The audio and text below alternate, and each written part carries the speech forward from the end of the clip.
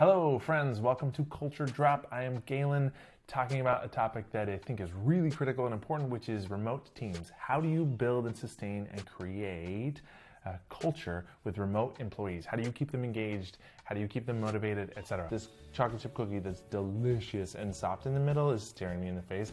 Let me try the cookie and then I'll get back to you on this, okay? Oh man, you know I love chocolate. Cookies are delicious. A culture of eating lots of cookies, that's win-win. Pew! Number one, start with an easy one here. This is kind of low-hanging fruit. It's obvious but important. Routines. Have routines. Have regular scheduled kind of check-ins once a week, etc.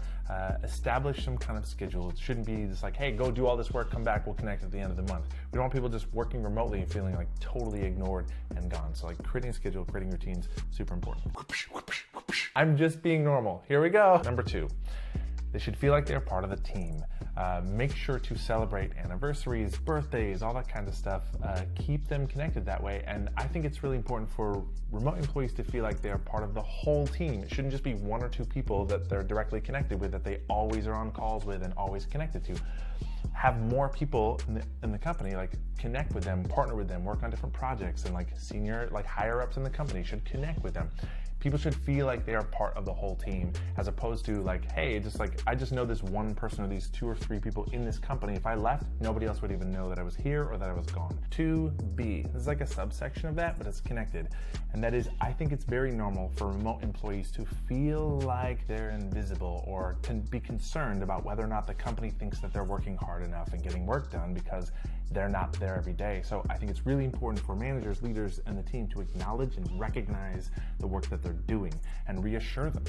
You should be able to like let people know you're doing a great job. Thanks for getting this done. Like make sure to appreciate and recognize the hard effort that they put in. If people feel like I'm doing all this work and it's not being seen, then they will feel deflated around that. A bad side effect of that is that if people don't feel like the company thinks they're working hard enough, they might overwork themselves and end up getting burnt out or resentful to be like, I'm working so hard and I'm not being seen over here. So make sure to recognize and acknowledge and like be aware of that dynamic. Can we play darts? I'll hold it, you throw. Dude, you are trying to hit me in the face. What'd you get? Oh, damn! Oh man, I got an 80. I need that bullseye shot. Let's do real work now. Number three, this one is huge. Embrace community and the sense of community. Have happy hours, game nights, trivia nights, competitions between departments. Have them partner up on projects with other people and do things that are not work-related, connected to their team so that there is a sense of community. Fantasy sports or do brackets or find a way to build a sense of community. And if you can, if you're in the same city, go out to an event together. Go out to a hockey game or something. It doesn't have to be sports, but go out to an event. And if that person is in another city and they're far away, like send them pictures, include them. Be like, we wish you were here. Send them pictures of the event or have everyone take a video and say hello to them.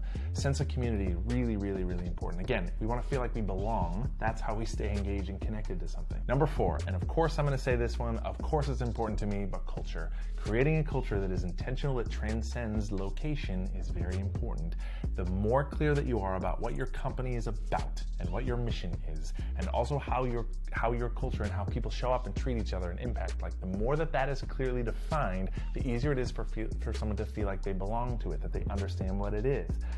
And another way to sort of connect that is with like hats and hoodies and t-shirts and stickers and things that make someone feel like they are part of something that exists already. So be clear about that. What is your company? Why are you in business doing what you do? And like, what is your culture with intention?